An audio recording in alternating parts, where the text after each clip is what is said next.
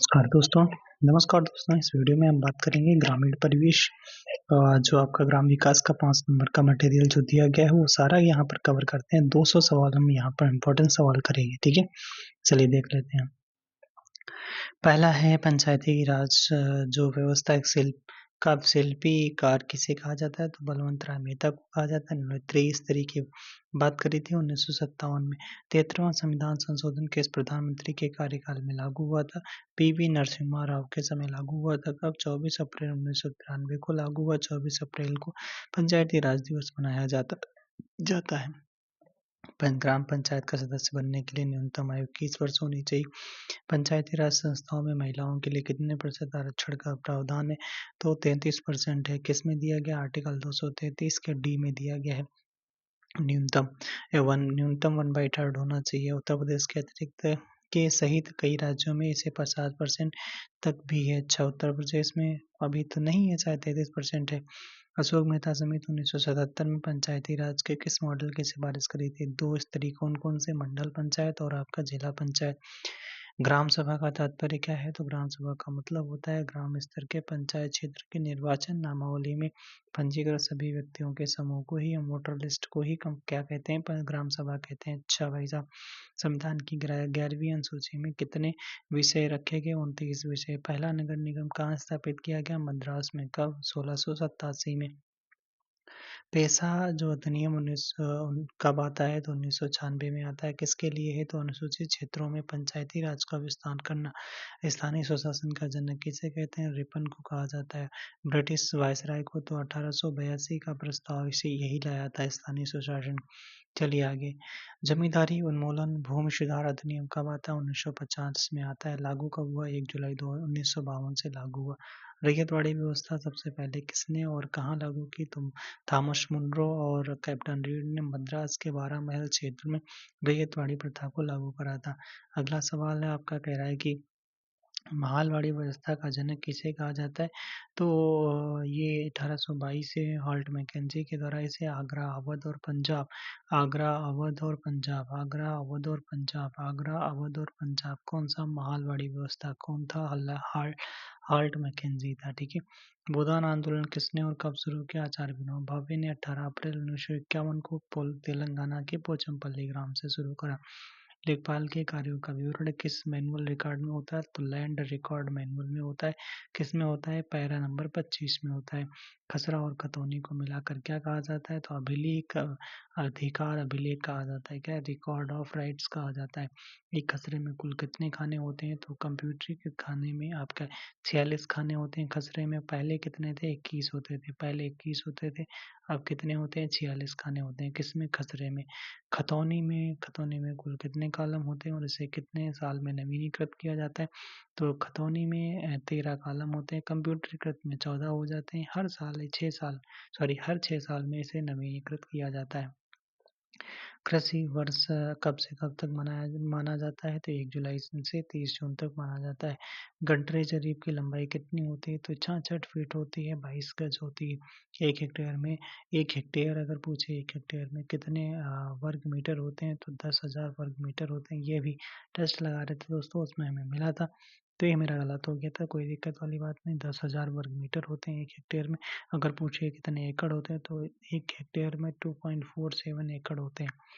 अगला, 1 बीघा कितने बिस्वा के बराबर होता है? 20 बिस्वा के बराबर होता है। और एक एक अगर पूछे 1 बीघा पक्का वाला जो होता है ना, 3025 वर्ग गज के बराबर होता है।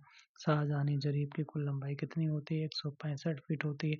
और इसमें 9.9 इंच की 200 कड़ियाँ होती हैं। कितनी? 200 कड़ियाँ होती हैं। 9.9 इंच की 200 कड़ियाँ होती हैं। 165 फीट जो शाहजहानी जरीब की लंबाई होती है। चकबंदी का मुख्य उद्देश्य क्या है? किसानों के बिखरे हुए खेतों को एक जगह एकत्रित करना। और यूपी में 1954 में, कब? यूपी में 1954 में कैराना मुजफ्फरनगर से शुरू करा गया। तहसील दिवस अब इसे संपूर्ण समाधान दिवस के रूप में मनाया जाता है। कब? तो महीने के पहले और तीसरे शनिवार को। महीने के पहले और तीसरे शनिवार को भाई तहसील दिवस मनाया जाता है। तहसील दिवस कब? महीने के पहले और तीसरे शनिवार को मनाया जाता है। चलिए आगे देख लेते हैं। मनरेगा के तहत वित्तीय वर्ष 2024-25 के लिए उत्तर प्रदेश में मजदूरी दर कितनी है? तो 237 रुपये प्रतिदिन हो जाती है। और 2024-25 में मनरेगा के लिए छियासी हजार करोड़ रुपए आवंटित किए गए हैं। ठीक है। किसान सम्मान निधि योजना 24 फरवरी 2019 को गोरखपुर यूपी से शुरू होती है। सालाना इसमें 6,000 रुपये दिए जाते हैं। कितनी किस्तें आती हैं? 2-2 हजार की 3 किस्तें आती हैं। स्वच्छ भारत मिशन का दूसरा चरण कब शुरू हुआ था?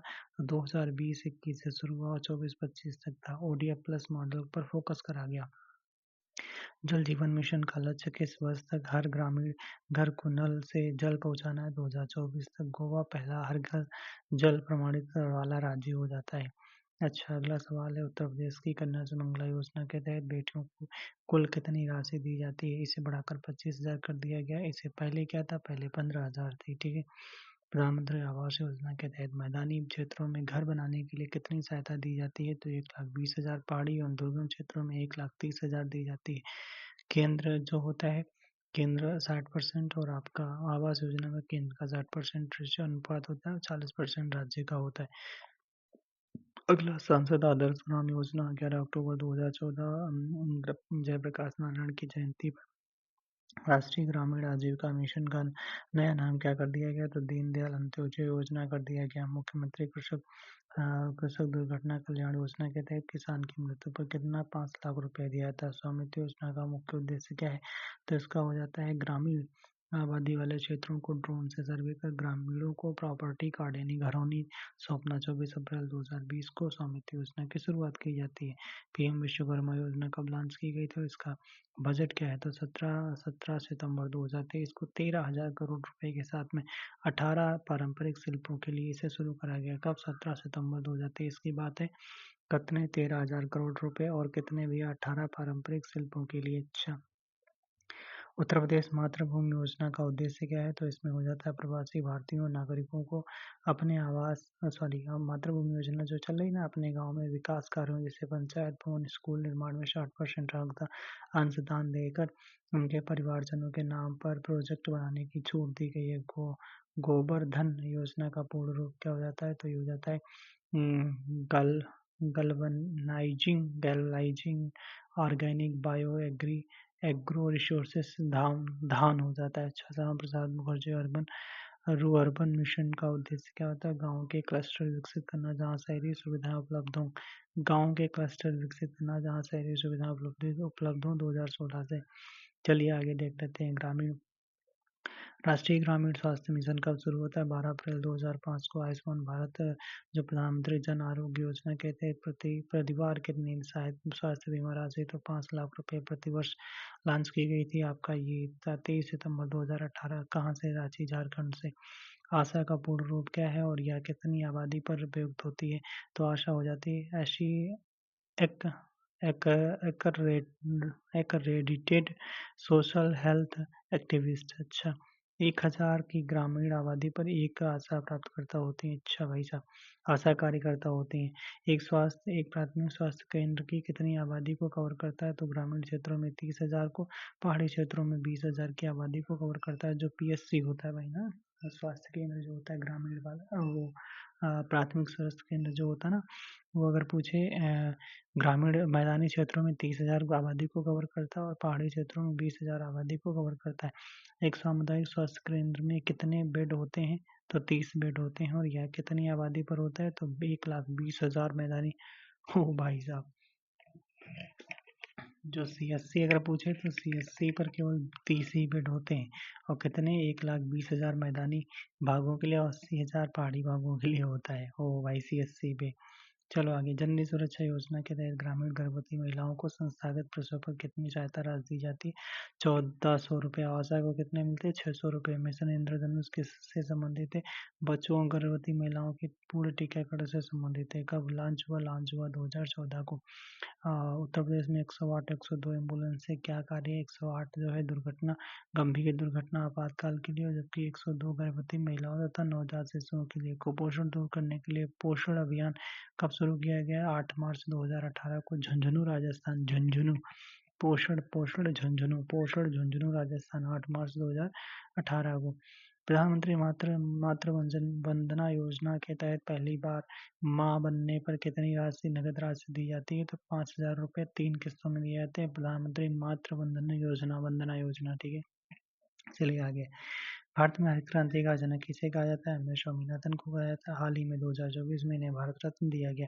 ऑपरेशन फ्लड यानी के जनक कौन है? वर्गीज कुरियन है। दुग्ध उत्पादन से संबंधित है। 1970 में शुरुआत होती है। नाबार्ड जो है, नाबार्ड का full form national bank for agriculture and rural development. National bank for agriculture and rural development की स्थापना 12 जुलाई 1982 शिवरमन स्मिथ की सिफारिश पर। न्यूनतम समर्थन मूल्य की सिफारिश कौन करता है? कृषि लागत एवं मूल्य आयोग। उत्तर प्रदेश में कृषि जलवायु क्षेत्र कितने हो जाते हैं? तो भाई साहब 9 हो जाते हैं। भारत में सर्वाधिक दुग्ध उत्पादक राज्य कौन सा है? तो अपना यूपी हो जाता है। और यूपी और राजस्थान कड़ा मुकाबला रहता है। अच्छा, ओके। प्रधानमंत्री फसल बीमा योजना के तहत रबी, खरीफ और वाणिज्यिक फसलों के प्रीमियम रबी का 1.5%, खरीफ का 2%, बागवानी और वाणिज्य के लिए 5%। गरीबी मापने के लिए तेंदुलकर समिति जो 2009 ने ग्रामीण क्षेत्रों के लिए प्रतिदिन कितना खर्च निर्धारित किया गया था? तो 27,20 रुपये बताया था। 816 रुपये प्रति माह इन्होंने बताया था। अच्छा भाई साहब, सुरेश तेंदुलकर वही 27 रुपये 32 रुपये का बात बताया था इन्होंने, ठीक है, 2009। अगला, कृषि जनगणना भारत में कितने वर्षों के अंतराल पर होती है? हर 5 साल में होती है। 1970-71 में पहली बार हुई थी। किसान क्रेडिट कार्ड योजना किस वर्ष हुई? तो 1998 में। आर.वी. गुप्ता समिति की सिफारिश पर, ये सवाल याद रखना, किसकी समिति की सिफारिश पर? आर.वी. गुप्ता समिति की सिफारिश पर। कौन सा किसान क्रेडिट कार्ड? आर.वी. गुप्ता समिति की सिफारिश पर। आर.वी. गुप्ता जी थे ना, गुप्ता समिति की सिफारिश पर। चलिए आगे। सामाजिक शोध में प्राथमिक डेटा एकत्र करने की प्रमुख विधियां कौन सी हैं? तो अवलोकन करो, साक्षात्कार करो, प्रश्नावली करो यानी ऑब्जर्वेशन, इंटरव्यू और क्वेश्चनाइजेशन, ठीक है, मतलब प्रश्न करो, प्रश्नावली। अनुसूची और प्रश्नावली में क्या अंतर है? अनुसूची यानी शेड्यूल और प्रश्नावली में क्या अंतर है? अनुसूची शोधकर्ता स्वयं भरी जाती है, शोधकर्ता द्वारा स्वयं भरी जाती है साक्षात्कार के दौरान, जबकि प्रश्नावली उत्तरदाता स्वयं भरता है, प्रश्नावली स्वयं भरता है।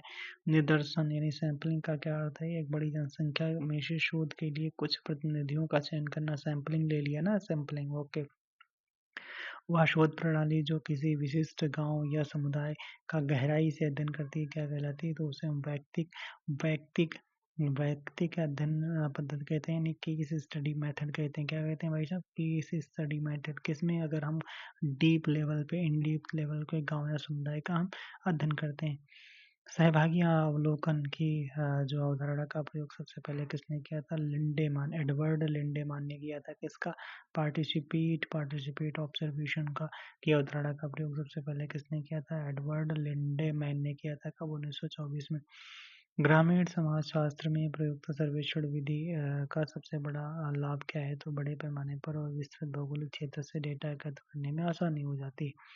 ग्राम्य विकास में पीआरए तकनीक का पूर्ण रूप क्या है? तो ये हो जाता है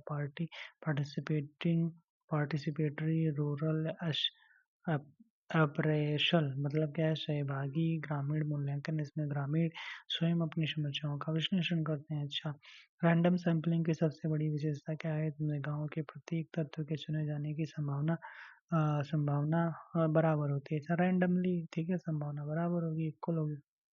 अच्छा, आगे। अगला कह रहा है कि जब शोधकर्ता एक ही समूह का अध्ययन एक लंबे समय तक यानी कई वर्षों तक करता है और उसे कौन सा शोध कहते हैं? तो उसे हम अनुदैर्ध्य शोध कहते हैं। अनुदैर्ध्य शोध कहते हैं, मतलब लॉन्गिट्यूडिनल रिसर्च कहते हैं भाई साहब। जब मतलब लंबे समय तक रिसर्च कर रहा है तो उसे हम अनुदैर्ध्य शोध कहते हैं। वह कौन सा डेटा है जो पहले से ही किसी सरकारी या गैर सरकारी संस्था द्वारा प्रकाशित किया जा चुका है? उसे हम द्वितीयक डेटा कहते हैं, जैसे जनगणना रिपोर्ट वगैरह, ठीक है। चलिए आगे।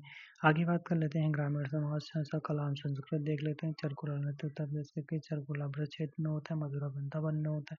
आला जो बुंदेलखंड में होता है। राजकीय पुष्प कौन सा है? पलाश या टेसू हो जाता है। और राजकीय वृक्ष आपका कौन सा? अशोक हो जाता है। कर्मा लोक नृत्य खरवार जनजाति द्वारा मिर्जापुर और सोनभद्र में किया जाता है। भारत के किस राज्य में सर्वाधिक अनुसूचित जाति पाई जाती है? उत्तर प्रदेश में पाई जाती है। उत्तर प्रदेश में सर्वाधिक जनसंख्या वाली जनजाति कौन सी? थारू जनजाति। दीपावली को शुभ के रूप में मनाती है। लट्ठमार होली कहाँ खेली जाती है? बरसाना में खेली जाती है। किसान रथ योजना का मुख्य उद्देश्य क्या था? तो ये किसानों को उनके उत्पादों को मंडियों तक ले जाने के लिए परिवहन सुविधा देना। कोविड के दौरान ऐप लॉन्च हुआ था, ये काले नमक चावल का। ये आपका ओडीओपी, आपका सिद्धार्थनगर, इसे बुद्ध का प्रसाद भी कहा जाता है। गोकुल ग्राम योजना किससे संबंधित है? देसी गायों की नस्ल सुधार से संबंधित है। चलिए आगे। बलवंत राय मेहता समिति जो है 1957 में, त्रिस्तरीय की बात हुई। अशोक मेहता 1957, द्विस्तरीय की। जेवी के राव 1985, नियमित चुनाव की सिफारिश इन्होंने करी थी, जेवी के राव। एल.एम. सिंघवी समिति 1986 में, पंचायतों का संवैधानिक दर्जा की बात की। पी के तुंगम समिति 1988, संवैधानिक मान्यता की वकालत इन्होंने ने करी थी, ठीक है। कृषि उपकरण मापन एवं विज्ञापन का विज्ञान, ठीक है। दूध का घनत्व हम लैक्टोमीटर में मापते हैं, ठीक है। अगला, मिट्टी की नमी मापने के लिए टेंसियोमीटर का प्रयोग करते हैं। मिट्टी में कितनी नमी है, ठीक है, टेंसियोमीटर। वर्मी कल्चर जो है केंचुआ पालन से संबंधित है, कृषि उर्वरता बढ़ाने के लिए। एपीकल्चर मधुमक्खी से संबंधित है। पीली क्रांति का संबंध तिलहन उत्पादन से संबंधित है। सरसों अफीम सबसे ज्यादा यूपी में कहाँ होती है? बाराबंकी, गाजीपुर में होती है। गाजीपुर में अफीम फैक्ट्री भी लगी है। केंद्रीय औषधि एवं सुगंधित पौध संस्थान लखनऊ में हो जाता है। अच्छा भाई साहब, दलहन अनुसंधान संस्थान कानपुर, वनस्पति अनुसंधान संस्थान आपका लखनऊ में। उत्तर प्रदेश आंवले का प्रतापगढ़ में होता है। कृषि भारतीय संविधान कह रहा है, कृषि भारतीय संविधान की सूची में अनुसूची 4 में है, ठीक है। खैरा रोग धान से होता है, जिंक की कमी से हो जाता है। अच्छा, अगला, भारत में कह रहा है, भारत में सिंचाई का सबसे बड़ा साधन कौन सा? नलकूप एवं कुएं हो जाते हैं। लगभग 62% से अधिक। उत्तर प्रदेश में सबसे बड़ा योगदान ये है। ई नाम पोर्टल का संबंध किससे है? तो यह राष्ट्रीय कृषि बाजार से है, जो देश की सभी मंडियों को ऑनलाइन जोड़ता है। 2016 में शुरू हुआ। भूमि की पैमाइश का माप कौन सा विभाग करता है? भाई साहब, राजस्व विभाग करेगा। और कौन करेगा? ठीक है, राजस्व विभाग करेगा। चलिए दोस्तों, आगे देखते हैं। 100 सवाल हो चुके हैं, हम लोग 101 पे चल रहे हैं, ठीक है। उत्तर प्रदेश में राजस्व परिषद की स्थापना कब और कहाँ हुई थी? 1831 में इलाहाबाद प्रयागराज में की गई थी। राजस्व परिषद के न्यायिक प्रशासनिक कार्यों को कब अलग किया गया? तो भाई साहब 1947-48 में अलग करा गया। प्रशासनिक मुख्यालय भाई साहब लखनऊ रखा गया और न्यायिक मुख्यालय आपका प्रयागराज में रखा गया। जमाबंदी से क्या तात्पर्य है? जमाबंदी मतलब यह भू अधिकारों का अभिलेख है, जिसकी 2 प्रतियां तैयार की जाती हैं। एक लेखपाल के पास दूसरी तहसील में रहती है। ध्यान रखना, एक लेखपाल के पास दूसरी तहसील में रहती है। ओके। दाखिल जो आपका दाखिल खारिज की प्रक्रिया क्या होती है? भाई साहब, दाखिल खारिज की प्रक्रिया जब भूमि का मामलाना एक व्यक्ति से दूसरे व्यक्ति यानी खरीद या विरासत को हस्तांतरित होता है, तो खतौनी में नाम बदलने की प्रक्रिया खतौनी में की जाती है। किसमें? खतौनी में की जाती है। खतौनी में कितने होते हैं? 13 खाने होते हैं। 13 खाने होते हैं, ठीक है। और वर्तमान में 14 खाने कंप्यूटरीकृत में हो जाते हैं, ठीक है। प्रत्येक 6 वर्ष में इसका नवीनीकरण किया जाता है। अमीन का मुख्य कार्य क्या होता है? तो इसका मुख्य कार्य भू राजस्व और अन्य सरकारी बकाया की वसूली करना। भाई साहब, वसूली करने का काम इनका होता है। पटवारी का नाम बदलकर लेखपाल उत्तर प्रदेश में किस मुख्यमंत्री के कार्यकाल में किया गया था? चौधरी चरण सिंह के 1952 में किया गया था। एक कच्चा बीघा कितने विश्वा के बराबर होता है? 6.66 विश्वा के बराबर होता है। एक गज में कितने इंच होते हैं? तो 33 इंच होते हैं, यानी 3 फीट के बराबर 36 इंच होते हैं। सॉरी, एक गज में 36 इंच होते हैं। कितने? 36 इंच। चकबंदी समिति में कम से कम और अधिक से अधिकतम कितने सदस्य हो सकते हैं? तो न्यूनतम 5 सदस्य, अधिकतम 11 सदस्य। 5 और 11 का आंकड़ा होता है भाई साहब, 5 और 11 का। अच्छा, खसरा में कृषि के अलावा किन चीजों का विवरण होता है? तो इसमें पेड़, कुएं, सिंचाई के साधन, फसल के प्रकार का विवरण किया जाता है। चलिए आगे। केंद्र सरकार और राज्य सरकार की नवीन योजना पीएम स्वनिधि योजना किससे संबंधित हो जाती है? तो ये स्ट्रीट वेंडर्स के लिए हो जाती है, रेहड़ी पट्टीदारों के लिए हो जाती है। माइक्रो क्रेडिट शुरुआत में 10,000 का लोन दिया जाता है। सुविधा उपलब्ध कराने 2020 में शुरू किया गया। अमृत सरोवर योजना के तहत उत्तर प्रदेश का प्रदर्शन कैसा रहा है? तो भाई साहब, प्रत्येक जिले में कम से कम 75 जल निकायों का विकास करना इसका लक्ष्य है। अच्छा, कम से कम प्रत्येक जिले में कम से कम 75 भाई साहब जल निकायों का विकास करना लक्ष्य है। उत्तर प्रदेश में भारत में सबसे ज्यादा अमृत सरोवर बनाने का पहला राज्य। हो अन्नपूर्णा योजना कब शुरू की गई थी? इसका लाभ किसे मिलता है तो सन 2000 में उन गरीब वरिष्ठ नागरिकों को मिलता है जिन्हें वृद्धावस्था पेंशन नहीं मिल रही, उन्हें 10 किलो भाई साहब मुफ्त राशन मिलता है ना। अच्छा, मनरेगा में महिलाएं कितने प्रतिशत आरक्षण अनिवार्य है तो कुल रोजगार का कम से कम 1/3% होना चाहिए। कुल रोजगार का कम से कम 1/3%। उत्तर प्रदेश मुख्यमंत्री सामूहिक विवाह योजना की जो पहले 51,000 राशि थी अब इसको बढ़ा करके 1 लाख कर दी गई है भाई साहब। ठीक है, कितनी कर दी गई है? 1 लाख रुपए कर दी गई है। मिशन शक्ति का मुख्य उद्देश्य क्या है तो महिलाओं एवं बालिकाओं की सुरक्षा और सम्मान एवं स्वावलंबन सुनिश्चित करना। प्रधानमंत्री सड़क योजना जो 25 दिसंबर 2000 को शुरू होती है, 100% जो केंद्र प्रायोजित योजना है। ध्यान रखना, ग्राम उजाला योजना किससे संबंधित है? ग्रामीण क्षेत्रों में सस्ते दाम पर यानी 10 रुपए में LED बल्ब का वितरण, और इसकी शुरुआत आरा बिहार से और फिर वाराणसी में की गई थी। राष्ट्रीय खाद्य सुरक्षा अधिनियम जो आपका भारत में कब लागू हुआ था? 2013 में लागू हुआ था। इसके तहत 75% ग्रामीण और 50% शहरी आबादी कवर होती है। किसमें? खाद्य सुरक्षा अधिनियम 2013 में। ओके भाई साहब। अगला, दीनदयाल उपाध्याय ग्राम ज्योति योजना का लक्ष्य क्या है तो ग्रामीण भारत के सभी गांवों का 100% विद्युतीकरण। ये एक दीनदयाल उपाध्याय ग्राम ज्योति योजना का टारगेट क्या है? ग्रामीण भारत के सभी गांवों का 100% विद्युतीकरण करना। किसका? दीनदयाल उपाध्याय ग्राम ज्योति योजना। ओहो। टीबी मुक्त भारत अभियान 2025 तक रखा गया था। वैश्विक लक्ष्य 2030 रखा गया। प्रधानमंत्री उज्ज्वला योजना 1.0 2.0 का 1.0 बलिया यूपी से 1 मई 2016 और 2.0 महोबा 10 अगस्त 2021 से भाई साहब शुरू करा गया। 10 अगस्त 2021 से 10 अगस्त 2021 से। बेटी बचाओ बेटी पढ़ाओ योजना कब शुरू करी? 22 जनवरी 2015 पानीपत से हरियाणा से। सुकन्या समृद्धि योजना के तहत खाता खोलने के लिए बालिका की अधिकतम आयु कितनी होनी चाहिए? 10 वर्ष तक होनी चाहिए। जन्म से 10 वर्ष की आयु तक होनी चाहिए। जन्म से 10 वर्ष तक की आयु तक। अच्छा, तभी इसके पहले ही खोला जा सकता है। आयुष्मान भारत योजना के तहत हेल्थ एंड वेलनेस सेंटर का नाम बदलकर इसका क्या नाम रखा गया? आयुष्मान आरोग्य मंदिर रख दिया गया है। टैगलाइन क्या है? आरोग्यम परम धर्म, आरोग्यम परम धर्म, धर्म धर्म। ठीक है। ग्रामीण क्षेत्रों में शिशु मृत्यु दर को कम करने के लिए कौन सी योजना चलाई जा रही? जननी शिशु सुरक्षा योजना 2005 में शुरू करी गई थी। जननी शिशु सुरक्षा योजना। ग्रामीण समाज की सबसे छोटी और मूलभूत इकाई किसे माना जाता है? परिवार को ही माना जाता है। जजमानी प्रथा का ग्रामीण समाज में क्या अर्थ है तो इसका अर्थ होता है पारंपरिक गांव में विभिन्न जातियों के बीच आर्थिक और सामाजिक सेवाओं का वस्तु विनिमय आदान प्रदान ही आपका जजमानी प्रथा। अच्छा, आंगनबाड़ी केंद्र कितनी जनसंख्या पर खोले जाते हैं उत्तर प्रदेश में? तो मैदानी क्षेत्रों में 400 से 800 की जनसंख्या पर एक केंद्र होता है भाई साहब। 400 से 800 की जनसंख्या पर एक आंगनबाड़ी केंद्र लगाया जाता है, खोला जाता है। राष्ट्रीय ग्रामीण पेयजल कार्यक्रम का उद्घाटन करके कौन सा नया मिशन शुरू करा गया? जल जीवन मिशन 2019 को शुरू करा गया। चलिए आगे। वह प्रश्नावली जिसमें उत्तरदाता को केवल दिए गए विकल्पों जैसे हाँ या ना में से चुनना होता है तो उसे हम क्या कहते हैं? उसे बंद या सीमित प्रश्नावली कहते हैं। क्लोज्ड क्वेश्चनिंग कहते हैं। ठीक है। एक अच्छी परिकल्पना यानी हाइपोथेसिस की सबसे अनिवार्य विशेषता क्या होती है तो वह परीक्षण योग्य यानी होती है, टेस्टेबल होती है। जो भाई साहब क्या कहना चाहे, एक अच्छी परिकल्पना यानी हाइपोथेसिस सबसे अनिवार्य विशेषता क्या है तो वह परीक्षण योग्य होनी चाहिए। अच्छा, कैसी होनी चाहिए? परीक्षण योग्य होनी चाहिए। सोशियोग्राम तकनीक का उपयोग किस लिए किया जाता है तो किसी समुदाय के सदस्यों के बीच सोशियो मतलब सोशल सामाजिक संबंधों और नेटवर्कों को मापने तथा मैप करने के लिए JL मोरेना ने इसे विकसित करा। मोरेना। अच्छा, केंद्रीय प्रवृत्ति के माप कौन कौन से हैं? सांख्यिकी में केंद्रीय प्रवृत्ति के माप कौन कौन से? जैसे माध्यिका है, माध्य बहुलक हो जाता है, यही तो होंगे। कौन? माध्यिका है, बहुलक हो जाएगा। पायलट स्टडी का अर्थ क्या होता है? मुख्य बड़े शोध से पहले छोटे पैमाने पर किया गया प्रारंभिक परीक्षण।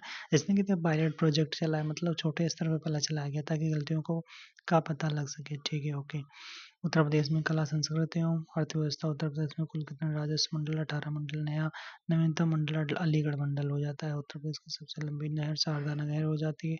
किसान भाई योजना 1992 में शुरू होती है। कृषि अनुसंधान परिषद का मुख्यालय लखनऊ में कब स्थापना होती है? 1989 में होती है। कृषि अनुसंधान परिषद की स्थापना 1989 में कहाँ पर भाई साहब? लखनऊ में होती है। ठीक है, okay. One district one sports योजना के हाल ही में किस राज्य ने शुरू करी? उत्तर प्रदेश सरकार ने शुरू करी। उत्तर प्रदेश का मैनचेस्टर किसे कहा जाता है? तो ये कानपुर को कहा जाता है सूती वस्त्र के लिए। कौन सा जिला पीतल नगरी के नाम से फेमस है? मुरादाबाद। गीडा का पूर्ण रूप क्या है? तो गोरखपुर औद्योगिक विकास प्राधिकरण हो जाता है, गोरखपुर औद्योगिक विकास प्राधिकरण। इत्र और सुगंध के लिए उत्तर प्रदेश का कौन सा शहर प्रसिद्ध है? कन्नौज हो जाता है। ऑपरेशन कायाकल्प किससे संबंधित है? तो ये उत्तर प्रदेश के परिषदीय विद्यालय और उच्च प्राथमिक विद्यालयों के बुनियादी ढांचे को स्मार्ट बनाने से संबंधित है। चलिए आगे।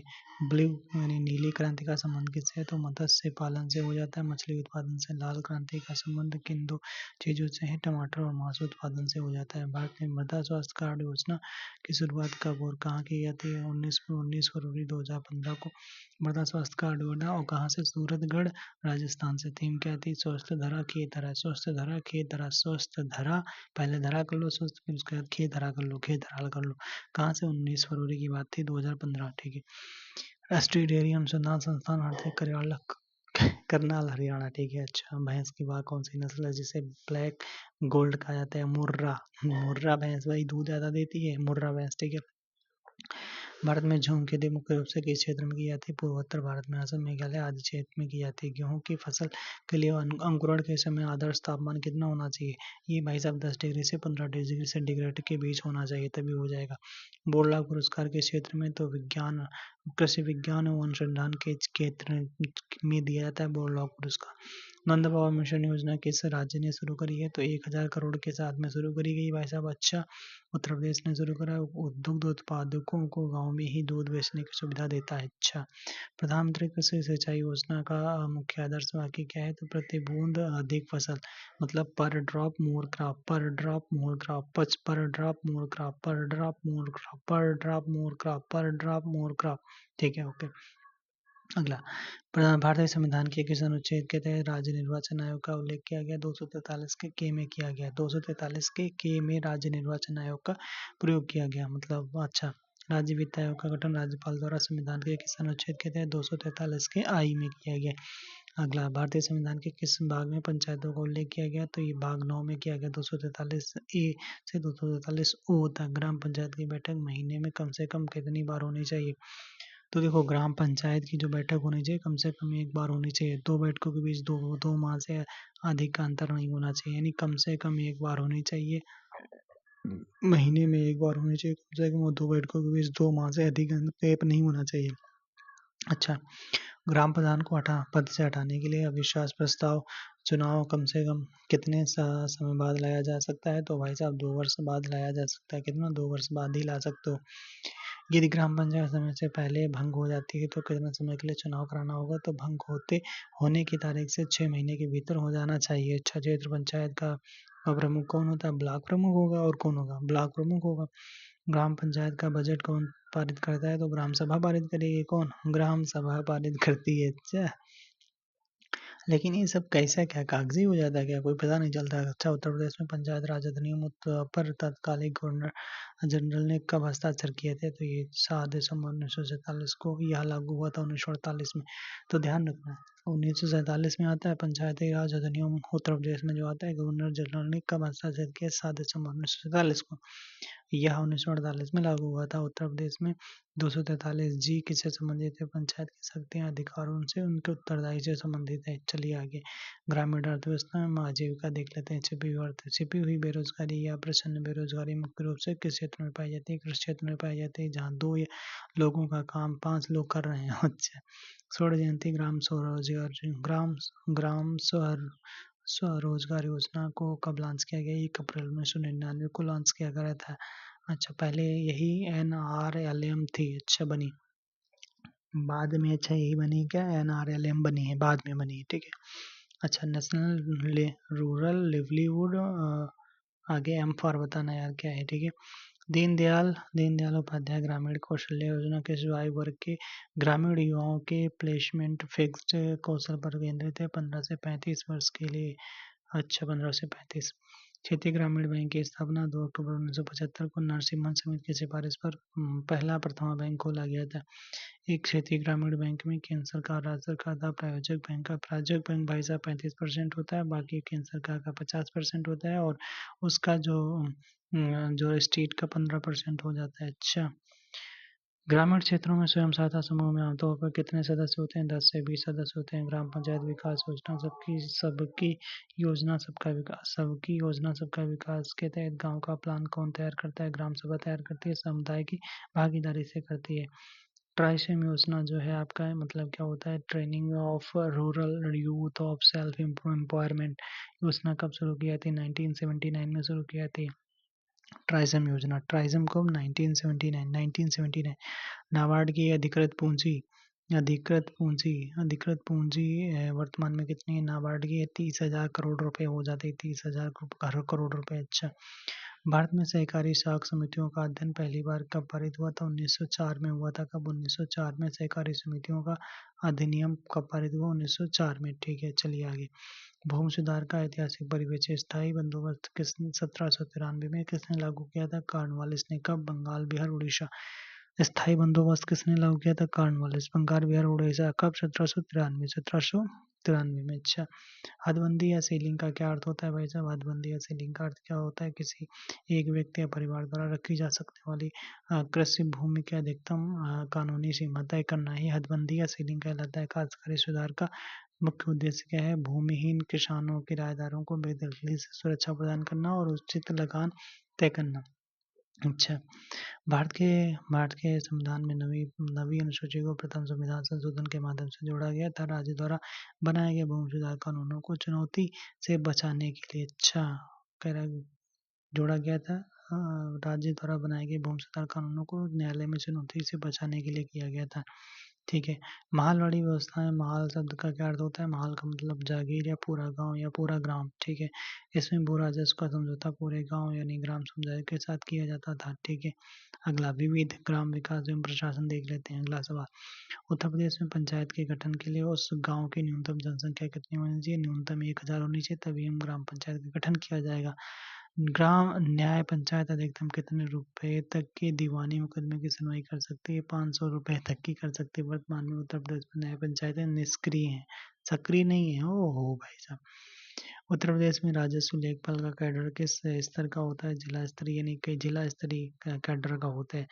ई ई श्रम पोर्टल का पंजीकरण के लिए श्रमिक की आयु कितनी होनी चाहिए? 15 से 59 वर्ष होनी चाहिए। असंगठित क्षेत्र के श्रमिकों का राष्ट्रीय डेटाबेस है। ठीक है, 15 से 59 साल होनी चाहिए।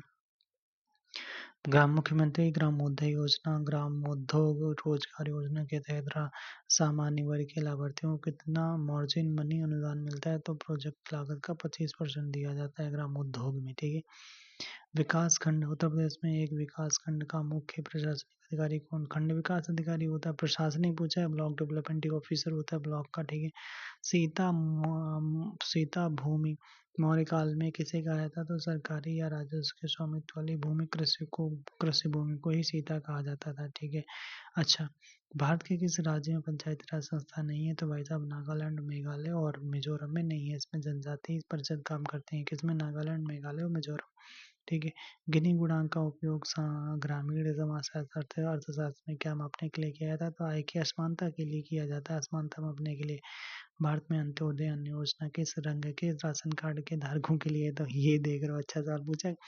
अंत्योदय अन्न योजना जो है ना, ये गुलाबी और पीला पीला कार्ड जिनका होता है ना, पीला कार्ड अंत्योदय योजना। ठीक है, गरीब परिवारों के लिए 35 किलो राशन अनाज की बात की जाती है। चलिए आगे, कृषि उत्पादकता एवं ग्रामीण मापन, 1 एकड़ में कितने बीघा होता है? तो लगभग 1.6 बीघा होता है। 4840 वर्ग गज होता है 1 एकड़ में। 1 एकड़ में 4840 1.6 बीघा होता है। रबी की फसलें मुख्य रूप से किन महीनों में बोई जाती है? जो अक्टूबर नवंबर में बोई जाती हैं। गेहूँ, चना, सरसों, मटर।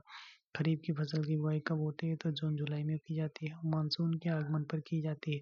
खरीफ की फसल जून जुलाई में की जाती है और मानसून के आगमन पर, जैसे धान, मक्का, ज्वार, बाजरा। धान, मक्का, ज्वार, बाजरा। जायद की फसलें कौन सी हैं? तो भाई साहब पता है आपको ना, ककड़ी, खीरा, खरबूजा, तरबूजा। अब मार्च अप्रैल में बोई जाती है। पूसा रोबी किस फसल की एक किस्म है? तो टमाटर की हो जाती है पूसा रोबी। अच्छा, उत्तर प्रदेश में सर्वाधिक सिंचाई किस प्रकार के नहर नहर प्रणाली से होती है? पश्चिमी यमुना, ध्यान रखना है इसको। सर्वाधिक सिंचाई किस नहर प्रणाली से होती है? पश्चिमी यमुना नहर से होती है और शारदा नहर से नेटवर्क से होती है। कुल सिंचाई का लगभग सर्वाधिक हिस्सा नलकूपों से होता है। श्री अन्न का संबंध किससे है? तो भाई साहब ये मोटे अनाज से हो जाता है, जैसे आपका कौन सा ज्वार बाजरा रागी से है। बजट 2023-24 में यह नाम दिया गया था, ठीक है। राष्ट्रीय भारतीय खाद्य निगम की स्थापना कब हुई थी? 14 जनवरी 1965 को की गई थी। उत्तर प्रदेश में कुल कितने कृषि विज्ञान केंद्र हैं कार्यरत हैं? तो लगभग 89 कृषि विज्ञान कार्यरत हैं। भारत में सर्वाधिक हैं। सांसद स्थानीय क्षेत्र विकास योजना एमपी लैंड्स जो के तहत एक संसद को अपने क्षेत्र में विकास कार्यों के लिए कितनी प्रतिवर्ष कितनी धनराशि मिलती है? 5 करोड़ रुपए प्रतिवर्ष मिलता है भाई साहब, ठीक है। अब पता नहीं ये लोग कहाँ के लेके जाते हैं। ओके भाई, 200 सवाल पूरे हो गए। ओके भाई, फिर मिलेंगे नेक्स्ट वीडियो में। 34 मिनट में ही हम लेंगे 200 सवाल पूरे करें। Okay bye.